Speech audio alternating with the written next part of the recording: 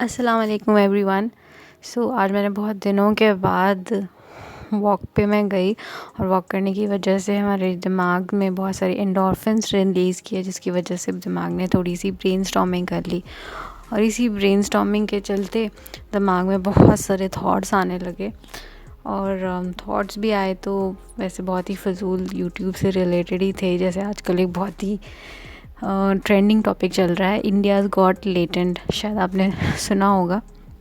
वैसे मैंने ये शो जो है टीवी पर शायद आता है या यूट्यूब पे, पता नहीं, बट मैंने कभी देखा नहीं है। बट यूट्यूब पे आजकल बहुत ही ज़्यादा ट्रेंडिंग चल रहा है ये टॉपिक, जिस पे 3 लोग हैं, एक अपूर्वा और एक रणवीर अलाहाबादिया और समय रैना करके 3 यूट्यूबर्स हैं, जिसके बारे में बहुत ही ज़्यादा इनको क्रिटिसिज्म मिल रही है, क्योंकि उन्होंने कुछ चीज़ें इस शो पे कर दी हैं जिसे हम लोग, जो हमारी सोसाइटी और हमारे जो लोग हैं, उनके हिसाब से आपत्तिजनक था और वो एक्सेप्टेबल नहीं है। मैंने वैसे वो शो तो कभी भी नहीं देखा है, बट आप जिन लोगों ने देखा उसको सबको पता है कि उन्होंने क्या बोला है। बट मुझे ऐसा लगता है कि मैं किसी को भी जज नहीं कर रही हूँ। मैं ये नहीं कह रही हूँ कौन गलत है या सही है, क्योंकि मुझे लगता है कि मुझ में वो कैपेबिलिटी नहीं है, या जो भी है, हम मुझे ऐसा लगता है कि हम किसी को भी जज करने के लिए, मतलब हम कौन है, हमारी हैसियत क्या है। मैं बस अपने थॉट्स और ओपिनियंस आप लोगों के साथ शेयर कर रही हूँ।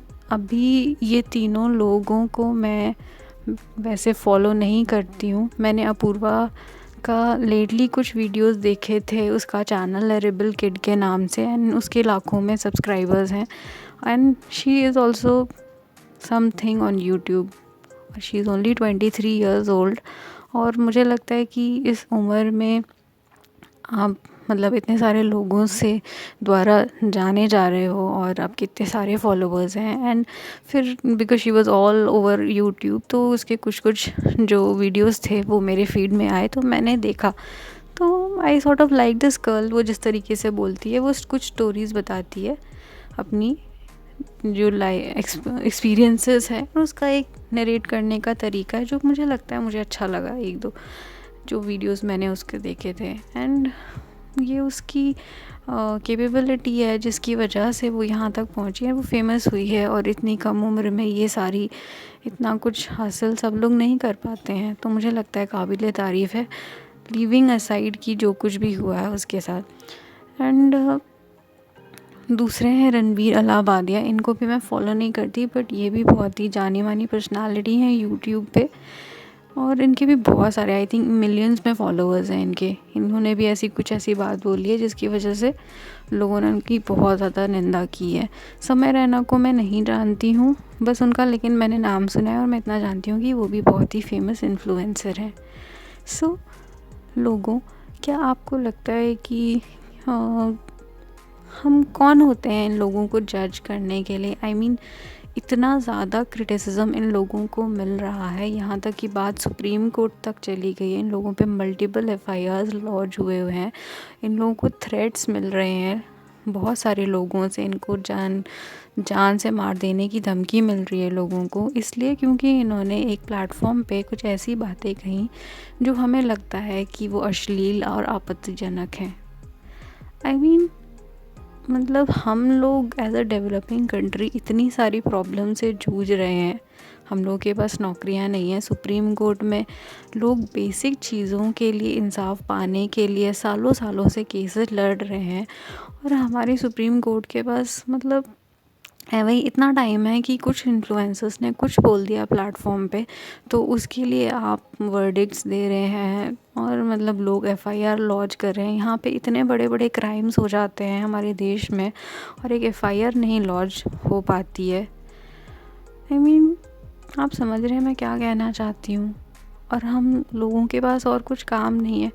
मुझे ऐसा लगता है कि जब लोग थोड़े फेमस हो जाते हैं, और हमारे सोसाइटी में ऐसे बहुत सारे लोग ऐसे भी हैं कि लोग फिर उनको नीचे गिराने की कोशिश करने लग जाते हैं। जब कुछ लोग बहुत ज़्यादा फेमस हो जाते हैं या फिर उनको कुछ सक्सेस मिल जाती है, तो हमारे चारों तरफ ऐसे बहुत सारे एलिमेंट्स होते हैं जो पूरी कोशिश में लग जाते हैं कि उन लोगों को नीचा किसी तरीके से लाया जा सके। मेरी ऐसी सोच है, मुझे ऐसा लगता है। बजाय कि ये सोचें कि हम कैसे आगे बढ़ सकते हैं या फिर ऊपर आगे आ सकते हैं, वो ये सोचते हैं कि जो लोग आगे बढ़ रहे हैं उनको नीचे कैसे गिराया जाए। सो इस पूरे करंट सिचुएशन पे मेरी ये विचारधारा है। आप लोगों को क्या लगता है? मतलब ऐसा क्या गुनाह कर दिया? ठीक है, उन्होंने कुछ गलत चीज़ें बोली, पर क्या जान ही ले लोगे इनकी? कहने का मतलब है, ठीक है उन्होंने बुरा बोला, पर इससे भी बड़े इश्यूज़ हैं हमारे पास, हमारी लाइफ में, हमारी सोसाइटी में, जिसके लिए हम लोग इतनी स्ट्रॉन्ग पॉइंट ऑफ व्यू अगर उन चीज़ों के लिए रखेंगे तो हमारे देश की आधी से ज़्यादा जो मुसीबतें, मुश्किलें हैं और हमारी ज़िंदगी की जो मुसीबतें और मुश्किलें हैं वो कम हो जाएंगी। हम लोगों में एक और प्रॉब्लम है कि मैं इन जनरल इंडियंस की ही बात करूँगी, बाकियों का तो मुझे नहीं पता क्योंकि मैं भी इंडियन हूँ, तो मैं इंडियंस की बात करूँगी। मैंने एक और चीज़ देखी है कि हम लोगों में आदत है कि अगर कुछ कोई अच्छा कर रहा होता है तो हम उसको एक बहुत ही ऊंची जगह पे, एक पेडिस्टल पे बैठा देते हैं और उसको एक भगवान का दर्जा दे दिया जाता है। और जैसे ही उस इंसान से एक गलती होती है तो आप उस ऊंचाई से उसको बिल्कुल नीचे ऐसे गिरा देते हो कि वो फिर वहाँ से कभी उठ नहीं सकता। फॉर एग्ज़ाम्पल जैसे मैं बताती हूँ, जैसे कि मान लो अभी इतने सालों से हमारी क्रिकेट टीम है, वो बहुत सारे मैचेस जीतेगी, तो हम उनको बिल्कुल भगवान जैसा दर्जा दे देते हैं अपनी इंडियन क्रिकेट टीम को। 100 मैचेस जीतेगी, उसमें से एक मैच अगर पाकिस्तान के ख़िलाफ़ हार जाएगी तो जो वापसी होती है तो उनका क्या हाल किया जाता है, क्या हश्र होता है, वो आप भी लोग जानते हैं। फिर तीसरा एक और एग्ज़ाम्पल देती हूँ, जैसे हमारी एक निर्मला सीतारमण मैम जो हमारी फाइनेंस मिनिस्टर हैं, जो काफ़ी सालों से हमारी फाइनेंस मिनिस्टर हैं, अभी तक उनको इतना बैकलैश मिलता रहा है, इतनी ज़्यादा ह्यूमिलिएशन, और एज अ फाइनेंस मिनिस्टर उनको कभी भी हमारी कंट्री के लोगों ने उनको एक्सेप्टेंस नहीं दी। सब लोग उनकी इतनी निंदा, क्रिटिसिज्म करते रहे कि उनके जो भी अभी तक फ़ैसले उन्होंने लिए एज अ फाइनेंस मिनिस्टर, सब लोग इतनी उनकी निंदा करते रहे हैं। और अभी रीसेंट जो बजट लॉन्च हुआ है इस साल, उसमें जो उन्होंने चेंजेस किए हैं, मैं इस पे कमेंट नहीं करूँगी उसमें उन्होंने क्या सही किया क्या गलत किया है, पर हम इंडियंस को कुछ चीज़ें उनकी पसंद आई हैं। और जो इतने सालों का रिजेक्शन उन्हें दिया जा रहा था, वो पल भर में हम इंडियंस ने वो मिटा करके, and suddenly everybody is uploading her that she is such a great economist, she has so much intelligence, और इन्होंने हमारी कंट्री को कोविड में हमारी इकोनॉमी को गिरने से बचा लिया। आई मीन ये सारी चीज़ें क्या आपको पहले नहीं पता थी? एक इंसिडेंट मुझे याद है, जब दिखाया जा रहा था कि जो हमारी फाइनेंस मिनिस्टर हैं निर्मला जी, वो एक मेट्रो ट्रेन में ट्रैवल कर रही हैं, सभी यात्री बैठे हुए हैं, एक फाइनेंस मिनिस्टर खड़ी होकर के ट्रैवल कर रही है ट्रेन में, और सभी लोग बैठे हैं और किसी ने उनको एक सीट तक से ऑफ़र नहीं की।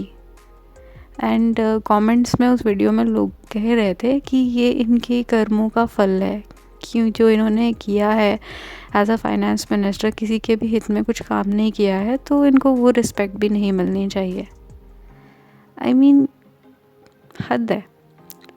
सो इस पूरे वीडियो का क्रक्स है पीपल कि हम सब क्यों सबको इतना जज करते हैं। हम लोग कौन होते हैं किसी को भी इतनी ज़्यादा क्रिटिसिज्म या इतनी किसी को जज करने के लिए? हम सब की क्या हैसियत है? हमें खुद के अंदर के ऐबों को देखना चाहिए कि हम कितने ज़्यादा ऐबों से भरे हुए हैं। क्या हम इस लायक हैं कि हम किसी और को इतनी ज़्यादा क्रिटिसिज्म दे सकते हैं? अगर हम 100% परफेक्ट होते या फिर 90% भी परफेक्ट होते तो शायद हाँ फिर भी मैं कहती कि हम किसी और को इतनी ज़्यादा निंदा कर सकते हैं किसी की, या किसी को रास्ता दिखा सकते हैं। बट जब हम ही इतने सारे ऐबों से भरे हुए हैं तो हमें कोई हक नहीं बनता कि हम किसी को इस तरीके से किसी की ज़िंदगी के पीछे हाथ धोकर बैठ जाएं। सो बस मेरे यही थॉट्स थे और मैं आपके साथ शेयर करना चाहती हूँ। आप लोग क्या सोचते हैं इस टॉपिक के बारे में, प्लीज़ कमेंट्स में शेयर करिए। बाय।